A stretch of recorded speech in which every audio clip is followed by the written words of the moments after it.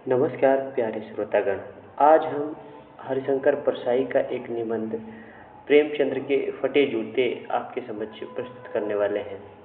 प्रेमचंद के फटे जूते प्रेमचंद्र के व्यक्तित्व की सादगी के साथ अंतर्भेदी सामाजिक दृष्टि की विवेचना करते हुए आज के दिखावे एवं प्रवृत्ति एवं अवसरवादिता पर एक व्यंग्य है।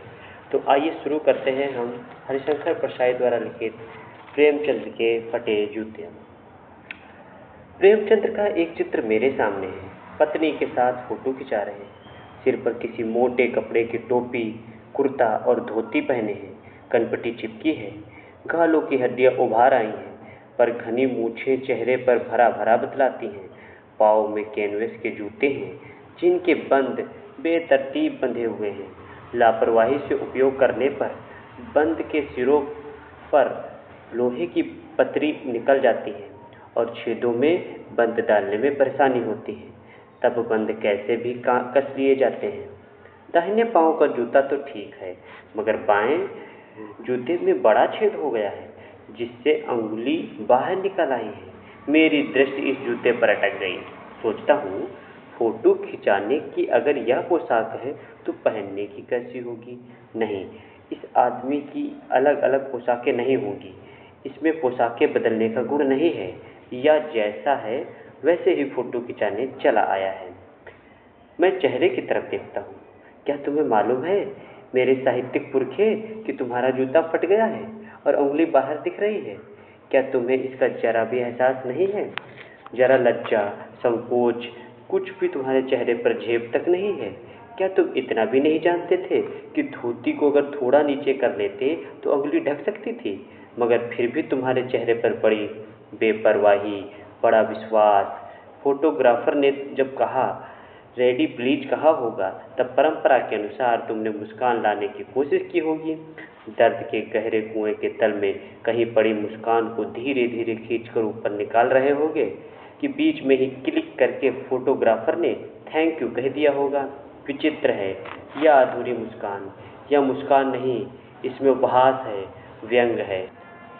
और सोचता हूँ, यह कैसा आदमी है जो खुद तो फटे जूते पहने फोटो खिंचा रहा है, पर किसी पर हंस भी रहा है। फोटो ही खिंचाना था तो ठीक जूते पहन लेते या ना खिंचाते। फोटो न खिंचाने से क्या बिगड़ता था? शायद पत्नी का आग्रह रहा हो और तुम अच्छा चल भाई कहकर बैठ गए होगे। मगर यह इतनी बड़ी ट्रेजेडी कि आदमी के पास फोटो खिंचाने को भी जूता ना हो। मैं तुम्हारे यह फोटो देखते देखते तुम्हारे कलेश को अपने भीतर महसूस करके जैसे रो पड़ना चाहता हूँ, मगर तुम्हारी आंखों का यह तीखा दर्द भरा व्यंग मुझे एकदम रोक देता है। तुम फोटो का महत्व नहीं समझते। समझते होते तो किसी से फोटो खिंचाने के लिए जूते मांग लेते। लोगों को तो क्या है, लोग तो मांग के कोट से वर दिखाई करते हैं और मांगे की मोटर से बारात निकालते हैं।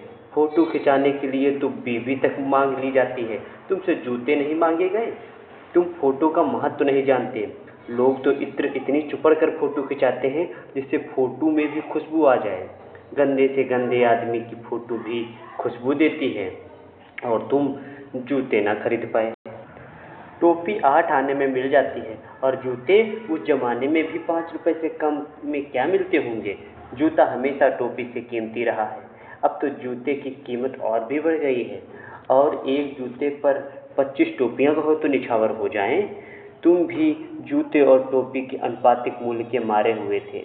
यह विडंबना मुझे इतनी तीव्रता से पहले कभी न चुभी जितनी आज चुभ रही है जब मैं तुम्हारा फटा जूता देख रहा हूँ।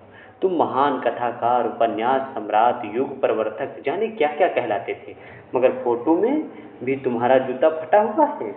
मेरा जूता भी कोई अच्छा नहीं, यो ऊपर से तो अच्छा ही दिखता है। अंगुली बाहर नहीं निकलती है, पर अंगूठे के नीचे पूरा तला फट गया है। अंगूठा जमीन से घिसता है, पेनी मिट्टी में कभी रगड़ कर लहूलुहान हो जाता है। पूरा तला गिर जाएगा, पूरा पंजा छिल जाएगा, मगर अंगुली बाहर नहीं दिखेगी। तुम्हारी अंगुली दिखती है पर पाँव सुरक्षित है। मेरी उंगली ढकी हुई है पर पंजा नीचे घिस रहा है। तुम पर्दे का महत्व ही नहीं जानते थे। हम पर्दे पर कुर्बान हो रहे हैं। तुम फटा जूता बड़े ठाठ से पहने हो। मैं ऐसे नहीं पहन सकता। फ़ोटो तो ज़िंदगी भर इसी तरह नहीं खिंचाऊँगा, चाहे कोई जीवनी बिना फ़ोटो के ही छाप दे। तुम्हारी यह व्यंग्य मुस्कान मेरे हौसले पस्त कर देती है। क्या मतलब है इसका? कौन सी मुस्कान है ये? क्या होरी का गोदान हो गया है इसलिए मुस्कुराए जा रहे हो? क्या पूस की रात में नील गाय हल्कू का खेत चर गई है इसलिए मुस्कुरा रहे हो?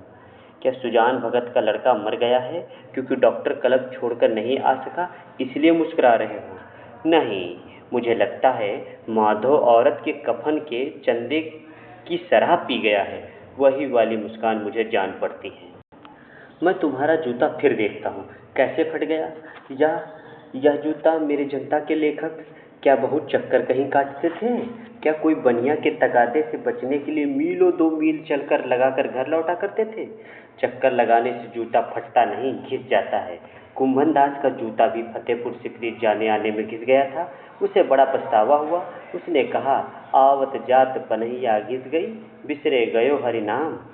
और ऐसे बुलाकर देने वालों के लिए कहा था, जिनके देखे दुख उपजत है तिनको करबो परे सलाम। चलने से जूता घिसता है, फटता नहीं है। तुम्हारा जूता कैसे फट गया? बोलो। मुझे लगता है तुम किसी सख्त चीज़ को ठोकर मारते रहे हो। कोई चीज़ जो परत पर परत सदियों से जम गई हो, उसे शायद तुमने ठोकर मार मार कर अपना जूता फाड़ लिया। कोई टीला जो रास्ते में खड़ा होगा, उस पर तुम अपना जूता आजमाया करते होगे। तुम उससे बचकर भी तो बगल से जाकर निकल सकते थे। टीलों से समझौता भी तो किया जा सकता है। सभी नदियाँ पहाड़ थोड़े ही फोड़ती हैं। कोई रास्ता बदल कर घूम कर भी तो चली जाती थी। तुम समझौता कर ना सके। क्या तुम्हारी भी वही कमजोरी थी जो होरी को ले डूबी? वही नेक धर्म वाली कमजोरी। नेक धर्म उसकी भी जंजीर थी, मगर तुम जिस तरह मुस्कुरा रहे हो, उससे लगता है कि शायद नेक धर्म तुम्हारा बंधन नहीं था, तुम्हारी मुक्ति थी। तुम्हारी यह पाँव की उंगली मुझे संकेत करती सी लगती है। जिसे तुम घृणित समझते हो, उसकी तरफ हाथ की उंगली नहीं, पाँव की उंगली दिखाकर इशारा करते हो। तुम क्या उसकी तरफ का इशारा कर रहे हो, जिसे ठोकर मारते मारते तुमने जूता फाड़ लिया हो?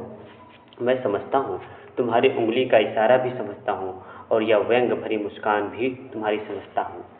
तुम मुझ पर या हम सब पर हंस रहे हो, उन पर जो उंगली छुपाए हैं और तलवे घिसाए चल रहे हैं, और उन पर हंस रहे हो जो टीले को बरगरा कर बाजू से निकल रहे हैं। तुम कह रहे हो, माँ ने तो ठोकर मार मार कर जूता फाड़ लिया, अंगुली बाहर निकल आई, पर पाँव बचा रहा और मैं चलता रहा। मगर तुम अंगुली को ढांकने की चिंता में तलवे का नाश कर रहे हो। तुम चलोगे कैसे?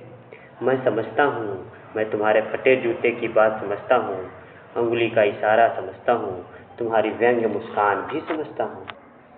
तो ये थी हरिशंकर परसाई द्वारा लिखित एक व्यंग्य निबंध प्रेमचंद्र के फटे जूते। तो आशा करते हैं ये आपको निबंध पसंद आया होगा। तब तक के लिए धन्यवाद। चैनल को लाइक, शेयर एंड सब्सक्राइब करते रहें।